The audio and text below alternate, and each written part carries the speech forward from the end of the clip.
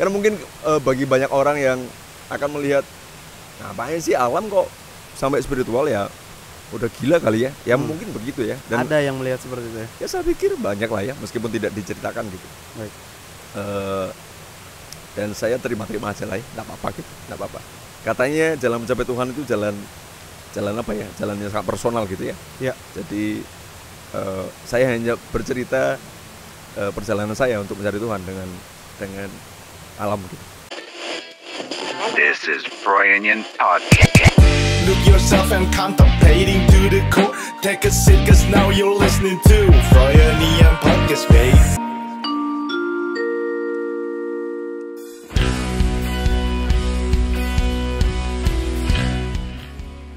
Farid Stevi Asta, musisi dan perupa asal Yogyakarta. Dialah aktor di balik logo ikonik Filosofi Kopi dan Kereta Api Indonesia yang hingga saat ini masih aktif bermusik lewat band berkaliber nasional bernama Festivalis. Bersama beliau gue akan ngobrolin tentang kebahagiaan, berbakti pada alam, dan perjalanannya mencari Tuhan. Gimana sih mas orang sampai akhirnya dibilang seniman?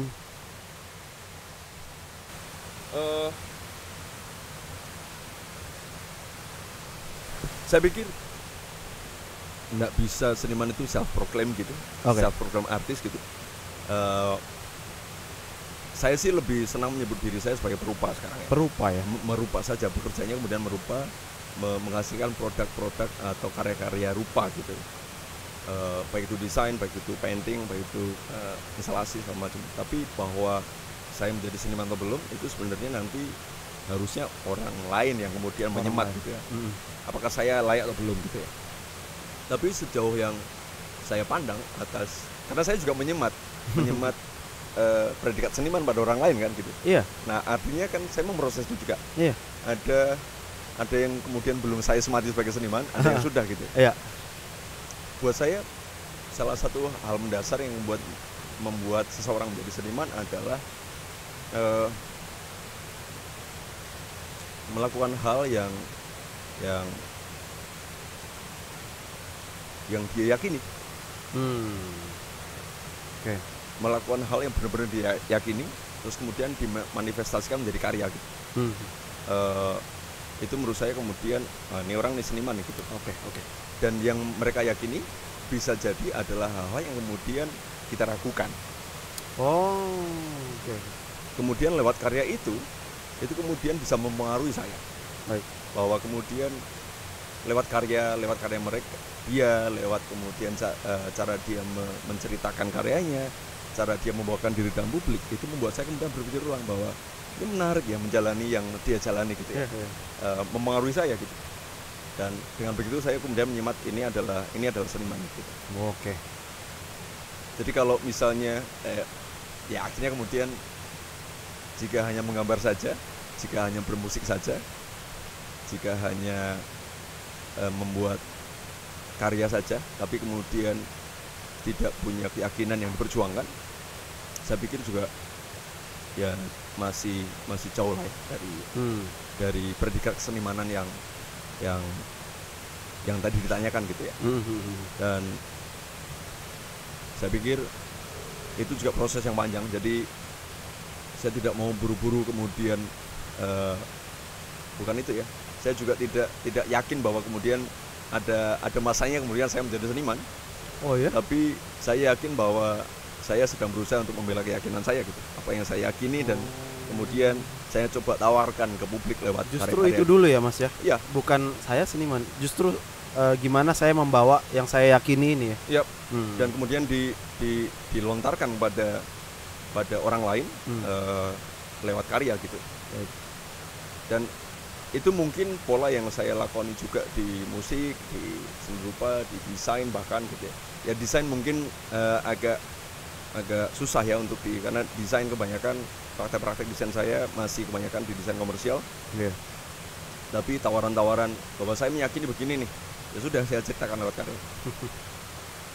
Apakah itu akan membuat saya menjadi seniman? Nggak tahu, tapi ya biarlah nanti publik yang membaca atau melihat atau mendengarkan karya saya yang kemudian akan menilai.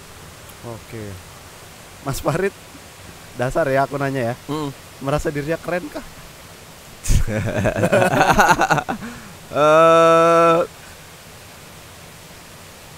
Jika kemudian salah satu hal kerennya adalah melakukan hal baru, mungkin ya hari ini kan wah keren banget nih gitu. Rarity itu keren, Ya. terus kemudian limitasi itu keren, Betul. terus berbeda dari kebanyakan itu keren Ya. mungkin gitu. Nah, saya secara tidak sadar dan akhirnya kemudian terus-menerus dilakukan, ya mencoba mengamini credo itu gitu, melakukan hal yang tidak biasa dilakukan orang lain gitu. Dan itu kemudian termanifestasi dalam kerja-kerja kesenian, kerja-kerja musik, kerja-kerja desain gitu ya. Ya. Ya sebenarnya akar dari kreativitas kan. Iya. Akar dari kreativitas dalam membuat sesuatu yang baru, berbeda, baik dalam konteks ruang maupun waktu gitu ya. Terus kemudian berdampak, syukur-syukur gitu. Iya. Jadi segala macam yang kreatif menurut saya keren gitu. Baik. Jadi meskipun bulat, tapi sejak saya memang apa ya selalu mendesak diri saya sendiri untuk bikin sesuatu yang beda dong gitu. Jangan bikin sesuatu yang sudah dilakukan orang lain gitu. Yang udah ada lagi. Dengan begitu saya keren. Statement ya. Dengan begitu saya mencoba keren lah ya. Oh mencoba iya. keren. Mas Farid sekarang boleh tahu saya usianya berapa? Saya sekarang 40 menjelang 41. 40 menuju 41. Nggak berhenti belajar ya Mas ya?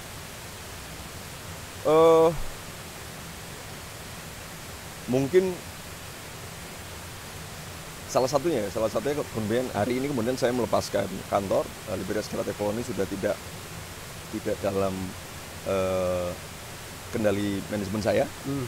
Itu salah satunya karena saya sepertinya kemudian di satu babak ini kemudian sudah merasa cukup dan ingin memberikan ruang pada diri saya untuk hal-hal baru lagi gitu. Jadi saya sadar penuh bahwa ruang saya kemudian terbatas.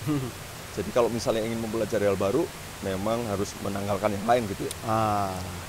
Dan kebaruan itu menurut saya menarik gitu ya. Misalnya kemudian beberapa tahun lalu saya pengen belajar masak steak. Ya benar-benar belajar aja gitu. Iya. Terus akhirnya sampai berhasil untuk masak steak buat orang-orang di rumah gitu. Itu menurut saya menarik gitu. Terus berikutnya saya pengen belajar tato gitu. Terus sekarang sedang belajar memilah sampah dari kita lakukan. Menurut saya yang akan membuat saya kemudian umur, membuat saya kemudian menjadi tidak 40 adalah semangat belajarnya gitu. Oke. Kamu akan menjadi tua ketika kamu akan menjadi tua dan menyebalkan ketika kamu merasa sudah tahu semuanya dan tidak mau belajar hal baru gitu. Dan kamu akan selalu muda ketika kamu adalah orang yang bersemangat, orang yang penasaran, orang yang bahkan lengkap dengan gegabahnya, dengan kebodohannya, ya kamu akan selalu jadi muda gitu. Jadi jika ada orang yang ingin berpikir, ada orang yang punya pikiran untuk hidup selamanya, mungkin itu mustahil. Tapi buat saya hidup selamanya itu mungkin dan muda selamanya itu mungkin, hanya dengan cara tetap merawat keinginan untuk belajar. Kalau misalnya teman-teman yang lebih muda nggak tahu bisa menyerap apa enggak ya. Saya sendiri agak mikir dulu. Oke. Kayak setiap statementnya tuh saya endapin dulu. Oh iya masuk. Mungkin nanti Mas berapa? 27 Mas. Mungkin 13 tahun lagi kan seumuran saya. Nah, mungkin nanti dilihat lagi. Aku aja video yang Mas Farid di interview Froyonion yang pertama Mas. Itu aku yang sebagai videografer kan. Oh iya? Iya Mas. Aku itu. Iya tuh. Iya, oke, maaf. Aku yang pegang kamera maaf. gini, Mas Farid sambil minum minuman enak tuh. Maaf kan aku nggak ingat tadi ya. Nggak apa-apa. Iya. Waktu itu sama Mas Ari. Iya. Dihubungkan sama Mbak siapa aku agak Lydia. Iya. Itu dia Mas. Aduh, iya. Salam saya buat teman-teman ya. Siapa? Kawan yang masih terhubung. Video itu saya harus nonton 3-4 kali baru ngerti Mas. Itu karena aku tahu Mas Farid ini ngomongin hal yang penting yang menurutku harus saya pahami gitu. Oke. Di situ Mas Farid kan bilang ada 3 medium untuk merespons lah ya. Musik untuk bersosialisasi, ada desain untuk cari duit, ada berupa untuk mengejawantahkan ego yang tidak bisa dihardik. Kalau kita mengacu ke interview itu Mas, ada perubahan nggak sih? Atau ada perkembangan, guys? Perkembangannya tentang uang. Tentang uang. Ketika waktu itu saya kerja desain untuk cari uang. Terus as a matter of fact bahwa hari ini kemudian saya sudah tidak mendesain lagi. Iya. Ya saya mengurangi sangat drastis lah ya. Saya masih mendesain beberapa project yang saya pilih. Tapi sangat jauh berbeda dari era itu. Terus kemudian dari mana datangnya uang untuk saya kan? Iya. Nah, yang baru bukan tentang sekarang saya punya uang, Oke. terus kemudian saya nggak ngedesain, tapi ternyata uang itu permukaannya, terus di bawah itu ternyata tentang cukup dan tidak cukup kan. Iya. Jadi hari ini kemudian saya ada uang, tidak banyak, tapi ternyata cukup tuh gitu. Jadi kemudian kalau misalnya waktu itu adalah uang, sosial dan ideologi, kemudian mungkin hal yang lebih mendalam lagi ya uang itu tentang keberlangsungan hidup, itu alat tukar.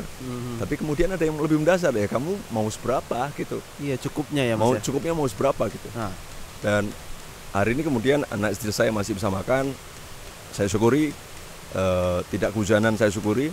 Terus kemudian ada sedikit uang untuk beli rokok, untuk beli abur sirih, saya syukuri. Kalau ada lebih untuk beli minuman enak, paraphrasing gitu. Iya.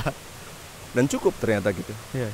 Sementara hal yang kemudian pengen ini pengen itu tentu saja kemudian masih banyak, tetapi Masih ada ya? enggak se apa ya? Haus. Enggak sehaus dulu gitu ya. Ya sudah lah ya sudah gitu. Ya. Itu yang kemudian sedikit yang berbeda dari itu gitu. Terus yang berbeda tambahan lagi kemudian ada 3 pilar. Uang kemudian mungkin hari ini kemudian buat saya udah enggak aku pikirin gitu ya. Wah. Sedapatnya aja. Ya. Tapi si 3 pilarnya kemudian menjadi tetap ada gitu. Waktu itu ada ideologi, sosial dan perut. Iya, perut. Sekarang perutnya kan ya udahlah ya seadanya. Iya. Terus pilar yang satu kemudian tergantikan pada spiritualisme. Pada spiritual gitu. Berarti ideologis ya. Terus kemudian sosial, terus kemudian spiritual. Yang kemudian menjadi penting buat saya sekarang ya, saya pribadi gitu. 3 pilarnya masih ada, tapi ada satu yang tergeser. Dirombak ya, Mas. Iya. Saya waktu itu berpikir apa kemudian nanti kalau saya udah mulai menyatuhan. Bukan berarti sekarang saya sudah mengingat ya. Ya. Tapi kalau misalnya saya menua dan kemudian mengingat mati gitu, terus kemudian menjadi 4 pilar gitu. Tambah Ternyata lagi. enggak. Oh, Ternyata ada enggak. satu yang kemudian enggak penting sekarang gitu. Uang justru Ya, yang enggak hilang. tahu ya abis ini apakah ideologi jadi enggak penting buat saya? Mungkin ya, Apakah Mas, ya. kemudian bersosial jadi enggak penting lagi? Apakah kemudian ujungnya kemudian satu-satunya adalah menuhan gitu? Iya, mungkin. Nggak tahu lah ya. Nggak tahu. Itu yang akan membawa Froyonion datang lagi 5 tahun lagi gitu. Untuk menanyakan Nggak lagi. Ini Kalau aku saya juga. masih hidup ya, kalau saya masih hidup. Amin. Ini juga saya mau nanya, gimana Mas caranya untuk nggak peduli duit? Salah satu berita yang sedang agak naik belakangan adalah UMR Jogja paling rendah, Iya. tapi tingkat kebahagiaannya katanya salah satu yang paling tinggi gitu. Iya. Ya, menurut saya kemudian uang penting, money can buy happiness, katanya begitu gitu ya. Tapi banyak orang juga money can buy happiness gitu. Iya. Tapi menurut saya happiness dan duit itu tidak terhubung. Gimana? Karena coba rasain pas punya uang happy-nya kayak gimana, pas nggak punya uang mungkin hari ini kemudian jadi sangat sedih gitu ya. Yang perlu diperiksa adalah kenapa sih kamu nggak punya uang terus kemudian jadi sedih, jadi nggak happy gitu. Nah itu dulu yang diperiksa menurut saya gitu. Terus berikutnya, kenapa kemudian hal-hal yang membuat kamu bahagia adalah hal-hal yang kemudian harus ditukar dengan uang. Oke. Mungkin titik kritisnya di situ gitu ya. Iya. Apakah kamu sebab bahagiamu itu karena hal-hal yang kemudian harus tukar dengan uang? Jika kemudian kamu bisa bahagia dengan hal-hal sederhana, berarti kamu tidak membutuhkan uang segitu banyak. Oke. Oke. Jika kemudian kita bisa happy dengan beli kaos bekas, Iya. ya kenapa kita harus menyimpan uang 2 juta 3 juta untuk beli kaos branded? Kan gitu kan ya? Iya. Dengan begitu kan konteks uang itu kemudian tidak jadi mutlak untuk menjamin kebahagiaan seseorang. Apalagi bahagia setiap orang kan berbeda-beda gitu ya. Nah kemudian saya pribadi, kembali ke saya pribadi, mungkin ya saya sedang menakar hal-hal yang membuat saya bahagia itu sebenarnya apa sih gitu. Saya dengan sesederhana kemudian di rumah, walaupun rumahnya juga masih rumah berantakan, berteduh itu membahagiakan gitu ya. Jadi saya juga tidak terlalu berangan-angan untuk kemudian terburu-buru membuat rumah yang Pinterest-ish gitu atau sudut estetik banget gitu ya. Enggak lah ya, aku mensyukuri hal sederhana gitu. Dengan begitu sebenarnya aku tidak terlalu dikejar sama kebutuhan uang yang terlalu banyak. Bahwa sekali lagi kemudian ada cita-cita yang membutuhkan uang, ya anak sekolah membutuhkan uang, ya ada hal-hal yang mendasar yang memang harus dicukupi dengan itu. Tapi kemudian atas uang kita menata prioritas gitu. Ya untuk makan, untuk berpakaian, untuk sekolah, anak sekolah, untuk membeli hal-hal komplementari yang sederhana gitu buat kami kan itu cukup. Jadi mungkin kembali ke teman-teman ibu muda, ya perkaranya tentang ya jangan-jangan biaya bahagiamu terlalu mahal gitu. Iya. Oke. Dengan begitu uangnya yang harus cari masih terlalu banyak gitu. Iya. Padahal nggak tahu perlu apa enggak ya Mas. Iya. Oke. Ya tapi kayaknya punya duit banyak bahagia kali ya. Mungkin ya. Tapi kalau ngingat masa kuliah dulu makan bisa 10.000 2 kali makan bisa bahagia. Iya, ya mungkin teman-teman yang nonton yang punya duit banyak ya kalian belum tahu aja kali mau punya duit banyak gitu, seberapa bahagianya gitu. Ya kita respect aja gitu ya. Siap, respect. Minta duitnya dong. Mas Farid jantai banget. Aku sempet nonton beberapa interview Mas Farid lah, memang ada yang bilang kalau atau Mas Farid waktu itu menjawab sedang concern ke isu-isu ekosistem, lingkungan, sampah gitu. Ya. Pemicunya apa Mas? Pandemi itu satu hal yang besar menurut saya. Kehilangan banyak hal, kehilangan pekerjaan, kehilangan kawan ya Mas. Kawan, kehilangan ruang-ruang ekspresi, terus hampir nggak bisa ngapa-ngapain. Terus kemudian tiba-tiba satu dunia terlepas bahwa ada dialektika apa sih? Ini dibuat oleh segelintir orang atau apa itu? Kita tinggalkan itu. Tapi kita sedunia kemudian tiba-tiba sangat concern dengan kesehatan. Terus salah satu hal yang kemudian saya alami waktu itu adalah saya kebetulan tinggal di ya ruang lumayan urban lah ya di Jogja gitu, tinggal di pinggir perkotaan gitu. Terus saya ingat betul waktu itu ada anjuran dari para orang-orang paham kesehatan bahwa salah satu upaya untuk kemudian menanggulangi resiko terpapar penyakit itu adalah dengan berjemur di pagi hari. Oke. Saya nggak sadar kalau saya itu ternyata hidup di ruang perkotaan yang berjemur itu ternyata susah banget. Karena keluar dari rumah itu kemudian mataharinya jam 7 pagi, jam 8 pagi itu belum kelihatan karena ketutup sama rumah-rumah di samping. Oh iya. Jadi harus nyari ruang untuk berjemur. Kenapa jadi susah ya gitu. Terus dengan begitu itu salah satunya ya. Terus kemudian saya mengingat ketika saya masih kecil hidup di desa, berjemur itu nggak sesusah ini gitu. Terus periksa berikutnya adalah ada yang salah nggak sih dengan gaya hidup perkotaan, khususnya kemudian di konteks kesehatan gitu. Nah kemudian saya ingat betul bahwa saya udah hampir 20 tahun tinggal di kota gitu. Sejak kuliah tahun masuk ke Jogja tahun 2000, pandemi tahun 2021 lah ya, 2020 saya udah 20 tahun berpindah urbanisasi dari desa ke kota atas motif kuliah waktu itu. Terus kemudian berlanjut bekerja, terus berkarir, terus aset sosial semuanya ada di perkotaan. Kemudian jadi lupa sama desa saya, lupa sama prinsip hidup tinggal di desa dan praktek-prakteknya gitu. Iya. Nah sejak pandemi kemudian saya lebih sering berkunjung pulang ke rumah saya di Gunung Kidul, Iya. di tempat bapak ibu saya masih tinggal. Nah karena sering pulang terus kemudian bertemu dengan pohon lagi, bertemu dengan tanah lagi, Iya. bertemu dengan air, bertemu dengan masyarakat, tetangga. Terus mau nggak mau juga harus kemudian mempraktekkan lagi gitu ya. Nah, concern ke hal-hal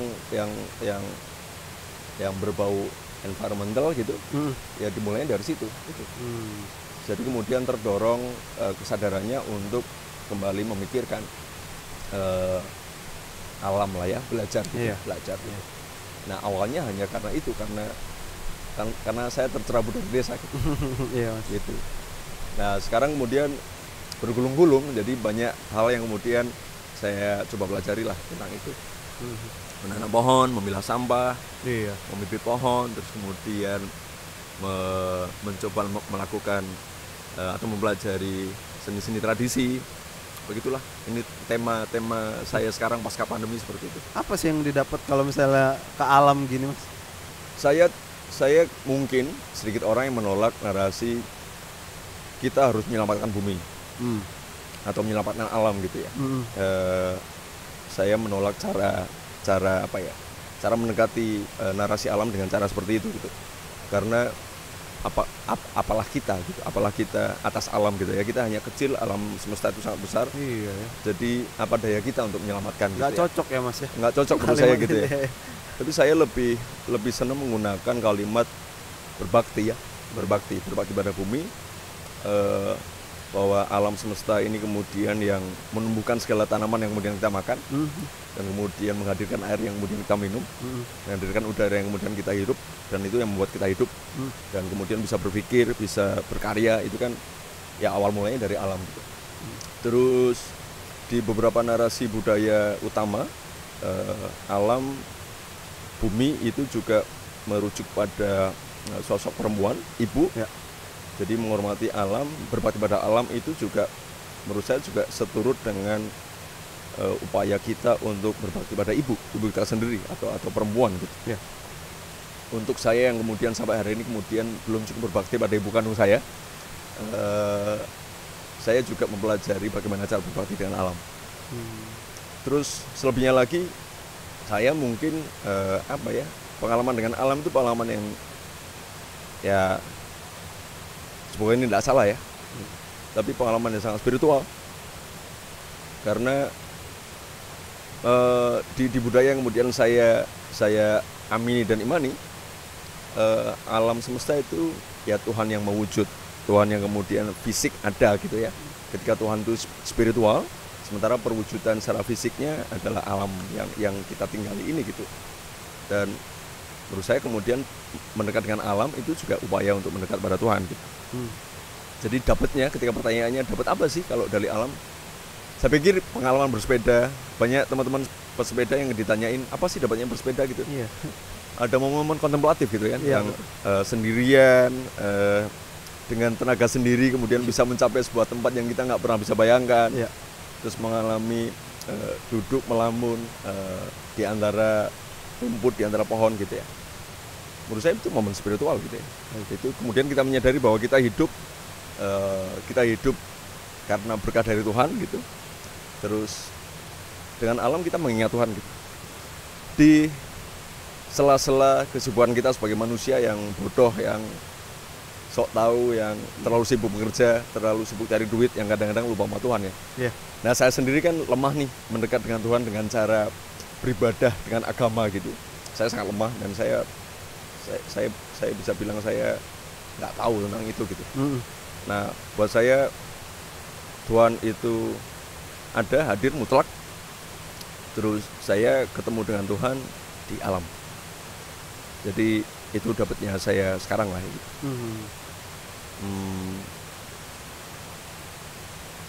Iya sejauh ini kemudian ternyata itu perjalanan spiritual lah ya. Iya. Mendekat pada alam tuh. Bisa sedalam itu ternyata ya, Mas ya. Dari kegiatan yang ya mungkin beberapa orang melihatnya sederhana ya, Iya, atau mungkin karena ini udah nggak beres aja mas kepalanya, gitu. Maksudnya prosesnya begitu gitu ya. Iya ya, nggak sanggup.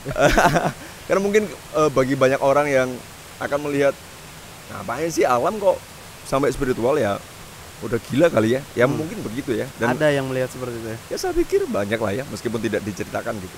Baik. Dan saya terima-terima aja lah ya, nggak apa-apa gitu, nggak apa-apa. Katanya jalan mencapai Tuhan itu jalan apa ya, jalan yang sangat personal gitu ya. Ya. Jadi saya hanya bercerita perjalanan saya untuk mencari Tuhan dengan alam gitu. Dengan mendekatkan diri ke alam ya. Yap. Termasuk pada leluhur tadi ya. Kalau leluhur kira-kira kalau kita mengingat bapak ibu kita akan mengingat, habis itu mengingat kakek, nenek, Ya. sampai ke layar, Ya. sampai nggak tahu Ya. ujungnya kan Adam kan ya. Ya, Adam. Kalau di Islam Adam gitu. Terus setelah Adam kemudian Tuhan gitu. Jadi sebenarnya kita mengingat leluhur ya akan sampai ke Tuhan pada akhirnya gitu. Iri gitu mengingat nenek kakek gitu. Iya, iya, iya. Kegiatan yang mereka lakukan ketika hidup ya, Mas ya. Ya. Kita coba kunjungi lagi. Anjing, Iya, gue iya. makin ngefans habis ini. Jangan lah mas, berteman aja lah mas. Kenapa gitu, Mas? Mas Farid, kenapa susah menerima konsep idolizing atau bagaimana sih, Mas? Fans tuh akarnya apa sih? Fanatisme ya. Fanatisme, iya betul. Iya kan? Iya, betul. Fanatisme itu ya ada baiknya tapi kayaknya buruknya juga banyak kan. Iya. Misalnya kemudian ketika ngefans itu kemudian hal-hal yang buruk itu kemudian tidak dihitung. Ya fanatis kok gitu. Mhm. Yang buruk pun tak ikutin gitu kan. Iya, Bisa sampai gitu. bisa. Dan mungkin ada kesadaran kecil bahwa ya saya mungkin diperhatikan oleh kawan-kawan gitu ya. Minimal ada 1-2 orang yang kemudian mendengarkan lagu saya gitu ya. Dan konsep fanatisme itu kemudian semoga tidak terjadi di situ gitu. Ya kalau memang ada hal baik yang kemudian muncul dari saya, dan itu pun pasti bukan dari saya karena saya hanya mendengar dari orang-orang baik yang lain. Saya juga mempelajari dari yang maha baik gitu ya, semampu saya. Nah itu aja gitu. Kalau ada yang buruk dari saya ya periksa, ya bahkan hardik lah gitu, bahkan kemudian jawil aja gitu. Mas kayaknya bagian ini kamu, dan itu tidak akan terjadi di konsep fanatisme gitu, konsep Oke. fans gitu. Nggak Ngefans sehat ya, gitu. Mas. Nggak sehat Nggak gitu. dua arah. Ya, sementara dengan konsep berkawan, yang sahabat yang baik, kawan yang baik, tentu saja kemudian yang akan sampai mukul ketika memang Oh. saya melakukan hal yang salah gitu ya. Iya, iya, iya. Dan saya punya sahabat-sahabat itu gitu ya. Saya punya sahabat yang literal memukul saya ketika saya melakukan hal yang salah gitu. Dan saya sangat hormat dengan itu gitu. Jadi alih-alih kemudian kita menjebakkan diri di konsep fanatisme yang tentu saja menjijikan itu, saya lebih senang kemudian berkawan atau berteman gitu ya. Berkawan. Dan daripada berteman saya lebih cenderung berkawan gitu. Antara teman dan kawan saya lebih senang kawan. Tapi jangan sampai bersahabat lah ya. Siap. Kalau bersahabat itu nanti ya teman, kawan dan sahabat saya inilah blok tengah aja lah. Berkawan itu berkawan. Berkawan. Yap. Oke, Mas Farid. Ini mungkin akan jadi pertanyaan terakhirku, Mas. Yap. Sampai sini kawanku ada banyak yang mengidolakan Mas Farid, terutama satu Ariji itu. Waktu nginterview Mas Farid, kalau Mas Farid perhatiin, dia beneran nggak menyanggah sama sekali, Mas. Bahkan di awal interview dia nyalim, Mas peluk. Ari. Dia bilang aku ngefans Mas. Mas Ari apa kabar ya? Baik dia, Mas. Justru Sekarang sekarang di- dia nggak ngantor, dia sekarang ke arah bertani, Mas. Oh serius? Serius. Wah, Serius. udah mulai gila berarti ya? Harus harusnya kesini dia nih hari ini. Ya mas, ya mas. Nah, ada Terus, beberapa terus. orang yang kayak gitu, Mas, yang Terima kasih, mengidolakan Mas terima Farid. Dan mungkin bercita-cita ingin menjadi kurang lebih mengerjakan hal yang Mas Farid kerjakan sekarang dengan narasi yang Mas Farid bawa gitu. Ya. Dan banyak juga yang kayak di tengah jalan, aku nyerah aja lah, ini kayaknya nggak masuk nih. Ya. Jadi secara garis besar yang pengen kutanya tuh,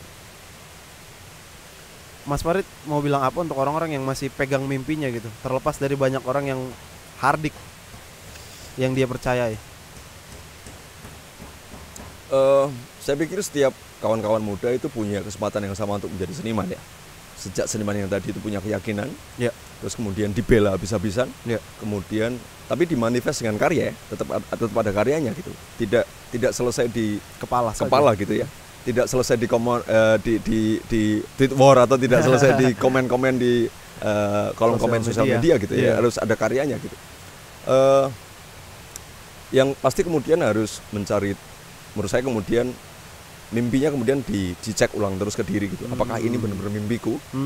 Atau jangan-jangan ini mimpi bapakku?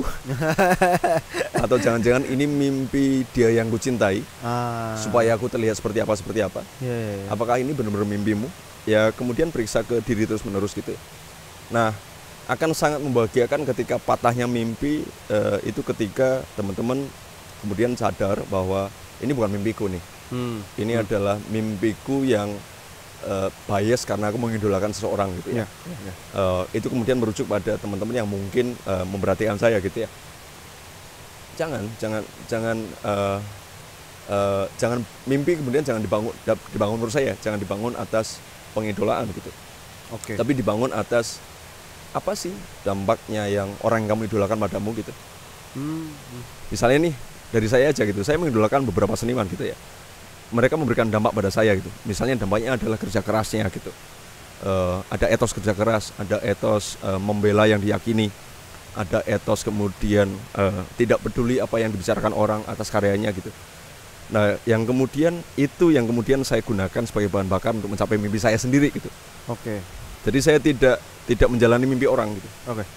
Dengan begitu memeriksa terus-menerus mimpimu apa toh gitu. Cita-citamu apa toh. Dengan begitu kamu akan menemukan dirimu pada praktek sehariannya, pada karyamu, pada goresan catmu, pada tulisan lirikmu, pada tulisan puisimu, pada caption Instagrammu gitu kan. Dan tidak apa-apa kalau menyerah jika memang ternyata ini bukan mimpi yang memang pengen aku capai gitu. Oke. Itu saja mungkin ya. Terus berhentilah mengidolakan Farid Stefy. Aduh. Tidak layak betul. Ini aja gara-gara obrolan ini saya ngefans kayaknya. Mungkin saya ingin berkawan jadi. Berkawan Mas, Ya. berkawan. Mas, ya. Terus sejak saya tahu juga kawan-kawan Prounion mendengarkan tadi umurnya 27.